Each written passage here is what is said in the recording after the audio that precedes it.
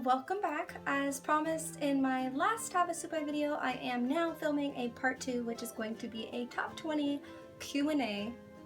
Everything you need to know about Havasupai. In the last video, I covered gear and everything you're going to need to take with you, but in this video, I am going to cover all of the questions I get asked the most about my trip, and I'm going to go in depth so you have everything that you need to know, or at least I hope everything. I'm going to go through 20 questions.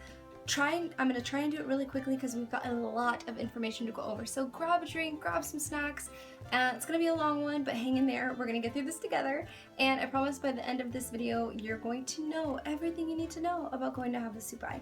And of course, if you have any questions or comments, feel free to leave them down below. As things change or if any updates come about that I find out, I will post them in the description box. So also check that out occasionally just to make sure. And I think that covers it. Like, share, I guess subscribe. I don't really have a channel, but yeah, let's just hop right into it. Let's get started right away. Question number 1, are there accommodations or any services at the hilltop? And the answer to that is no, there are no services or accommodations. In fact, the last service stop is going to be Peach Springs, which is 66 miles away. Last time we were there, and often I've heard there is a porta potty at the hilltop because the staff, the natives, do work up around there when they're bringing in supplies and stuff. So there could still be a porta potty, but that's all you're gonna get as far as services. Just to kind of give you a picture, this is the hilltop. This is where you're going to begin your adventure. You can see that the road is pretty much on the edge of a cliff. So you come in, you can find a spot anywhere to park, and if you are going to stay at the hilltop for the night, you pretty much just pop your tent or sleep in your car. And then you can kind of see on the very left hand side, there's kind of a little zigzag trail, and that is the beginning of the trail. That is the hilltop. It's pretty simple. There's not much to it.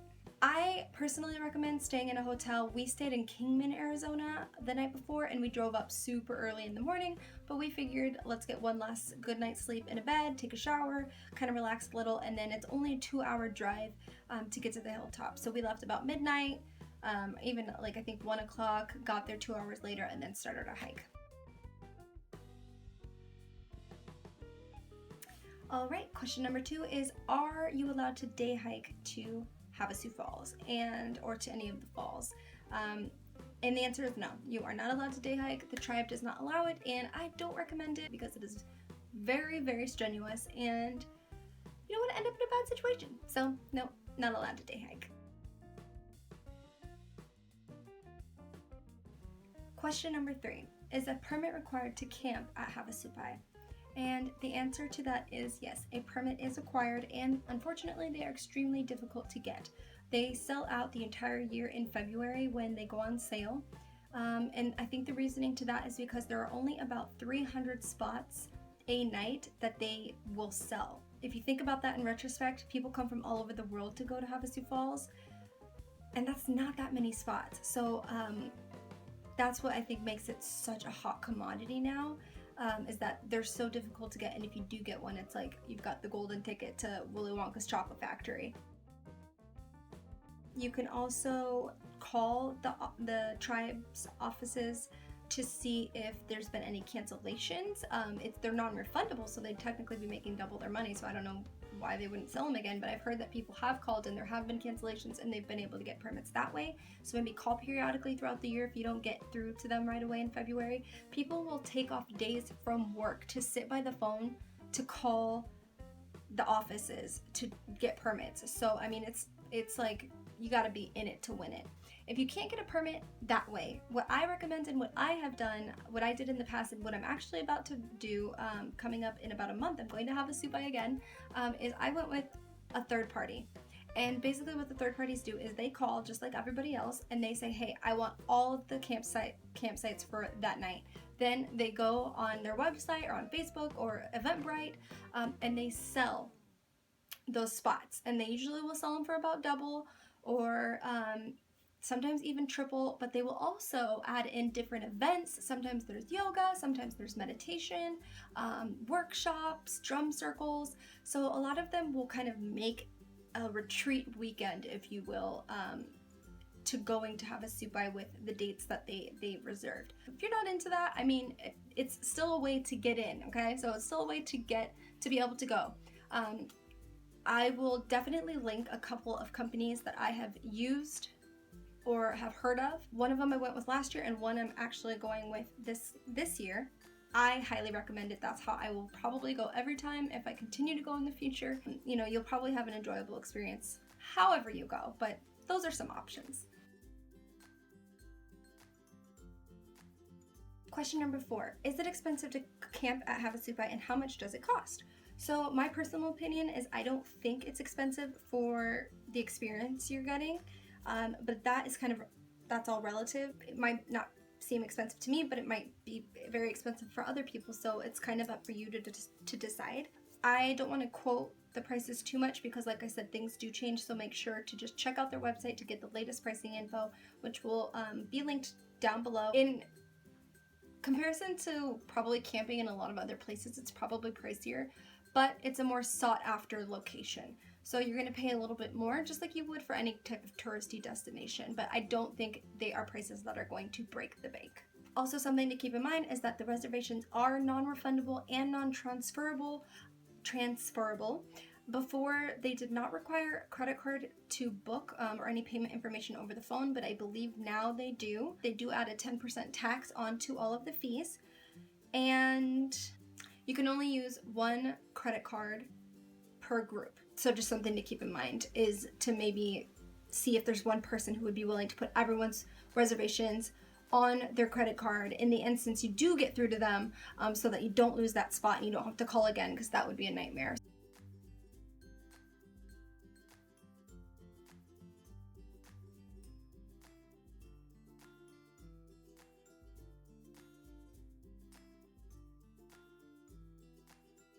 Question number 5, how do I make a reservation? How do I get a permit from the tribe? There are multiple phone numbers that you can call. I will link them down below.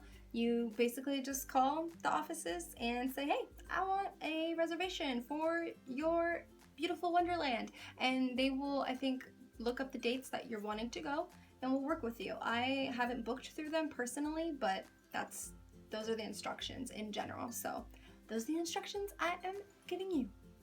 And if you don't want to camp, you can also stay at the lodge. You will also call their offices, which are different numbers, which I will also link, but you will also call them to get reservations for the lodge.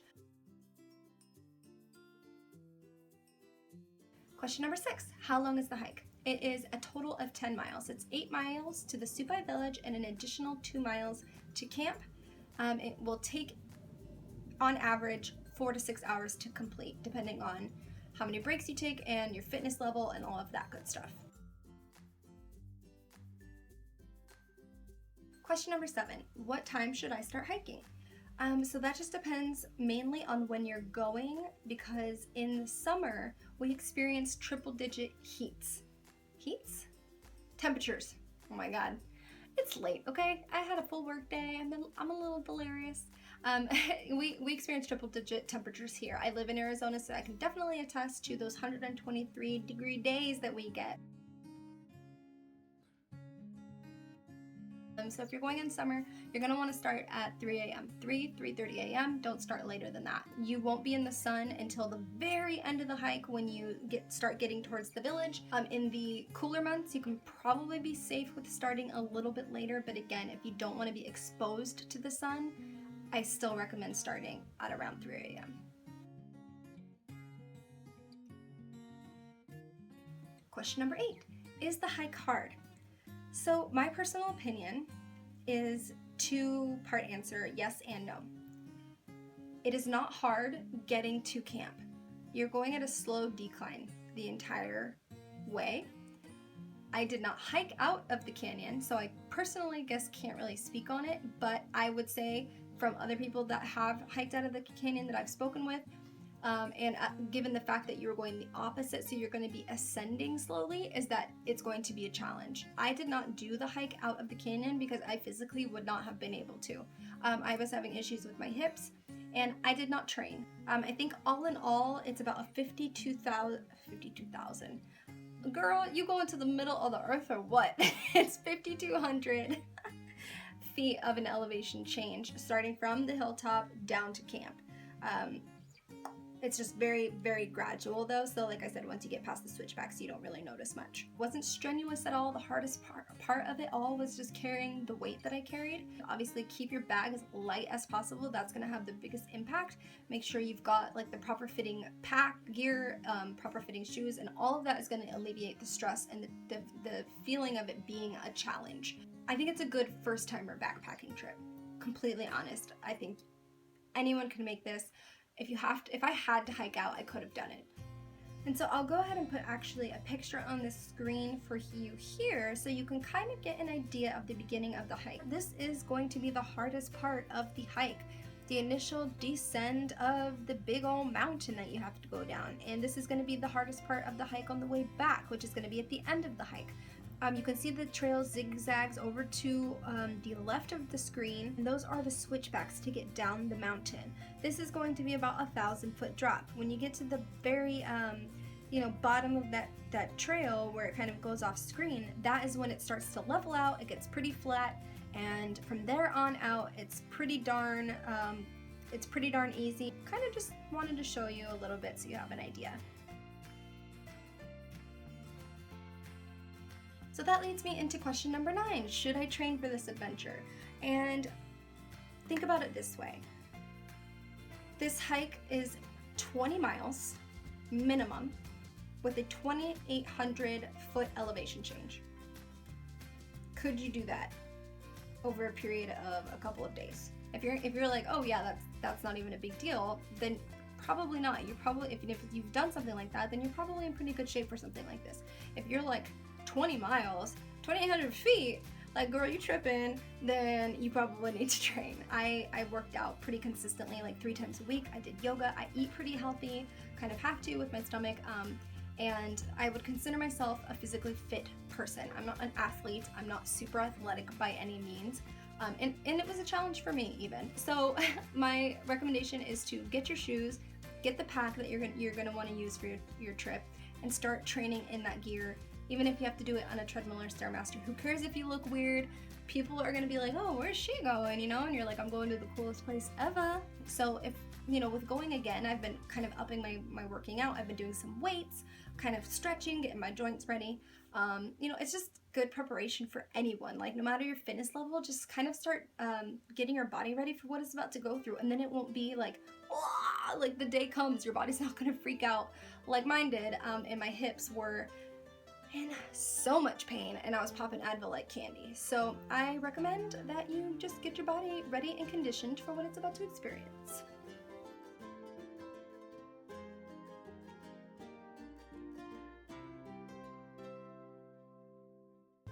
Question 10. How far are the waterfalls from camp? And that's a good question because that's what we came for, right? That's right. I'm going to put a picture on the screen right now and I'm going to walk you through it. If you want to look at this picture in the bottom right hand corner, you're going to see Lower Navajo Falls, or Rock Falls in quotations. That is right alongside the Havasu Falls trails, and that is because you're going to pass by that on your way into camp. That is probably going to say like half a mile to a mile away from camp. It's definitely less than a mile, but like I said, you'll pass that on your way, so you can always go back and visit it, or you can check it out on your way in. If you keep following me down the creek, that is going to be Havasu Falls, and you're going to experience that on your way in. You'll definitely hear it. So if you go from that point on and you go half a mile down, you're going to reach Mooney Falls. If you keep going 4 miles, even more down the creek, you're going to hit Beaver Falls. And then from Beaver Falls, if you went an additional 4 miles, which is only recommended for experienced backpackers, you are going to hit the Colorado Convergence. So yeah, hope that kind of like gave you an insight to where things are. I don't know where Hidden Falls is. That one I did not find on here because it's hidden. It's a secret apparently, but hope that helped you visualize it a little bit. Question number 11. Are there water sources along the hike? At the hilltop and for the first 8 miles, there are no water sources. Once you get to the village, you can purchase water. Once you get down to camp, which is the additional 2 miles from the village, there is a natural spring. You will need to take a filtration device, like a life straw, or purification tablets like iodine tablets, something like that. You do not want to drink fresh from the spring. It is tested periodically, but it is not recommended to do that. And the last thing you want to do is get sick and evac'd out. So keep that in mind. And you will also want a 5-gallon collapsible water jug, which I mentioned in my gear video, which you should definitely go check out because some other things will tie in. But you'll want a jug like that so that you can fill it up from the spring, purify it, and leave it at camp so you don't have to go back every time you're cooking or that you need water, etc. Question number 12. How many days and nights should I camp? Well, how much can you carry? And I really mean that because you can really only stay, well, for one, as long as they'll allow you. I don't know if there are limits on how many days or nights they'll let you camp, but you can only really stay for as long as your supplies last. So depends on how much food that you can take, food and water and everything that you're going to need. If you can carry enough for 2 weeks, then stay for 2 weeks if you want. But ideally, I think in most instances, and from many people, I have heard that 3 nights, 4 days, plenty of time, and you don't need any more than that. Question number 13. What is the best time of year to visit Havasupai? My personal opinion, March through May. I'm going to say March through May is going to give you the most enjoyable experience. It's going to be warm enough where you can still enjoy the water, but not too hot where you're going to be miserable and baking at night in a sauna, hot, blazing inferno like we did in July. So that is my recommendation. But that is also something that is personal to the individual. If cold water isn't a big deal to you, then you might really enjoy it. I can't do cold water, and I even thought Mooney Falls water was cold in July. So, girl, I don't do winter. Also, something to keep in mind, July is the hottest month here on average, and January is the coldest month here on average. So if you kind of line those two up and do like kind of a spectrum of from hot to cold and from cold to hot, you'll kind of get an idea of where temperatures are going to lie. You can also look up on, I think, AccuWeather.com, the historic temperatures that have happened over the years, and I will link that down below. And that will kind of give you the average highs and lows. And also something to keep in mind is that July through September is monsoon season. So if you go in those months, you are taking the risk that you could be completely rained out. It happens all over Arizona, flash flooding. So that's just something to keep in mind. If you don't want to take the risk, then go in different months. If you're fine with taking the risk, if you live close by, that's something that it might not be a big deal to you, but just wanted to put that out there. For your information.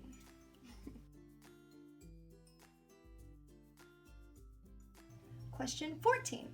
Do I need any special gear for this trip?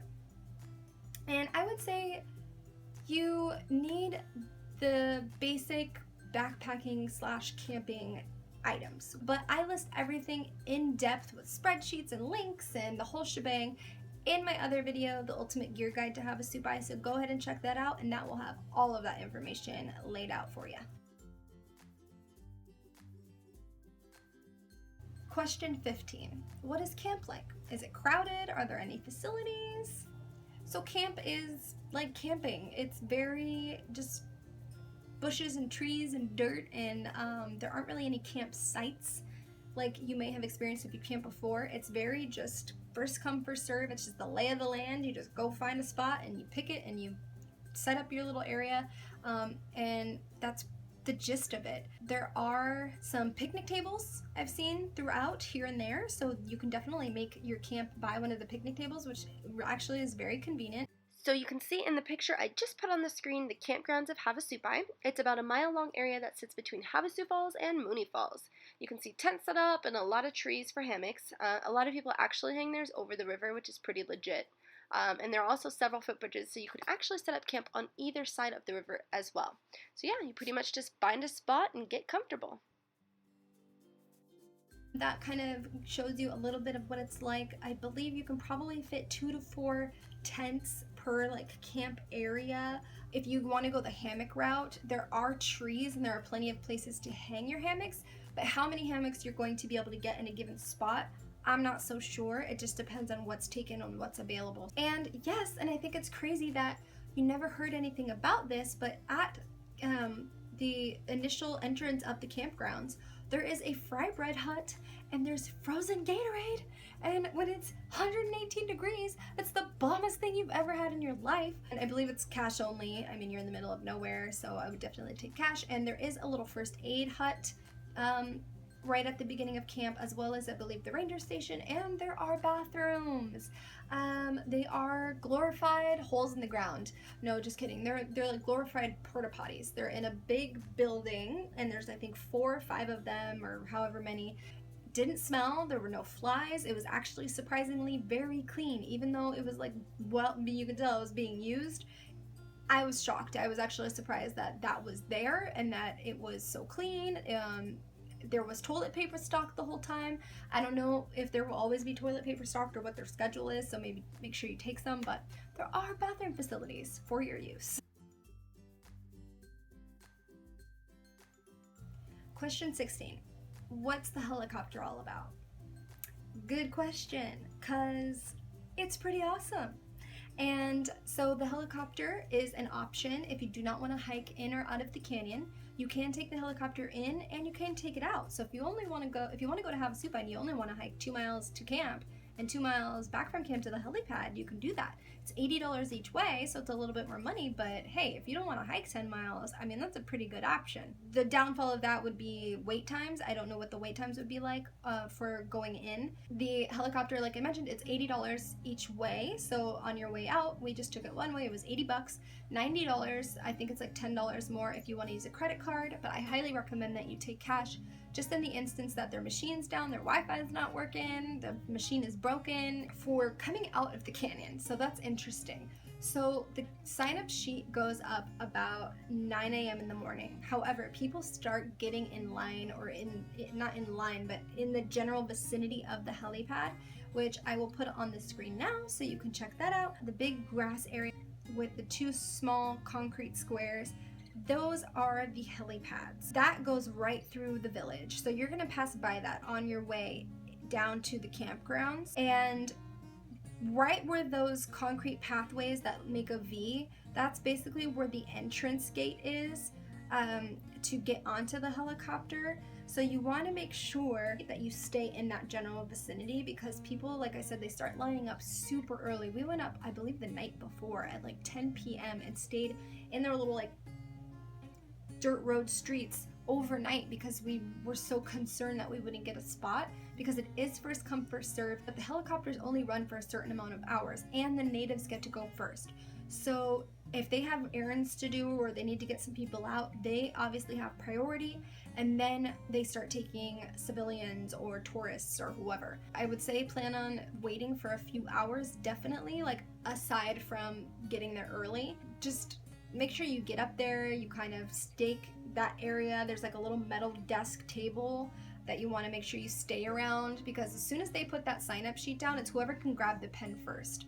So the helicopter does not ride every day of the week. There are designated supply days, so make sure to check the schedule. Who knows if that might change. I'm not gonna tell you the days, because I don't want to give you wrong information and then those change. So again, check the website that I've linked down below, the tribe's website, to see what their supply days are. If it's not on there, then just give them a ring and find out, because the last thing also you want to do is plan the day for you to be leaving, and you can't take the helicopter because it's a supply day. If you've never been in a helicopter and you're not really scared of heights or planes or anything like that, I highly recommend it because it's just an awesome experience. It's less than 10 minutes to get from, which is crazy if you think about it. It takes like 4 to 6 hours to hike in, but it only takes 10 minutes or less to get out of the canyon. But the bird's eye view that you get of the canyon is pretty freaking awesome when you just see, like, you see everything that you've just accomplished from up above, and you kind of, they take you through the canyon, and it's almost like a guided little tour. It was really cool, and I plan on doing it again when I go in June. Question 17, should we take a tent or a hammock? And that I touched on a little bit already, but the answer to that would be, do you want to risk there not being trees to hang your hammock? If you think you might be able to find trees to hang your hammock for your whole group or for whoever you're going with, then take your hammocks, no problem. Or maybe take both. Take one tent or something as backup. You know, because hammocks are pretty lightweight, so it might not even add that much onto your pack. But I personally would take a tent just because I know I won't have any worries. If you can find enough trees for your group, hammocks are fine, but it's just a matter of whether you want to take that risk. You have no telling what's going to be taken or what's going to be available. So, and tents obviously weigh a little bit more, hammocks are lighter, but you know, you gotta weigh those options. Question 18, can I bring my dog? No. You cannot bring your dog, it's not allowed, and they actually have feral dogs in the village and they run around and they're very aggressive. You actually probably see some of them fighting and it's a little scary, but it's just a territorial thing. Like they're very, what do you call it? What's the word? Animalistic, like they're not like domesticated dogs. They're very, what is the damn word I'm looking for? Wild. They're wild. Question 19, what is the village like? Supai is actually a little impressive, and I was quite impressed when we got there at how much of a small village it is like. Some people described it as being like third world, and they have like actual built buildings. I'll show you, I'll put a picture on the screen now, and you can see that they actually have an elementary school, they have a cafe, they have a convenience store, and all of these other buildings along the side. They have a helicopter pad, you know, a church, and over on the left they have the Havasupai Lodge. So they definitely have built structures. I wouldn't necessarily say that it's third world, but it's a small village. You know, there's not much to it.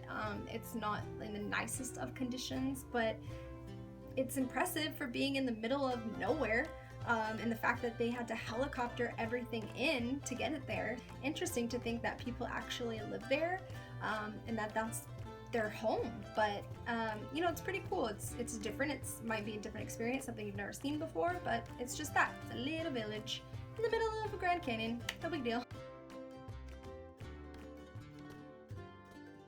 Question 20, can I party in the canyon? And the answer to that is no, you cannot party in the canyon.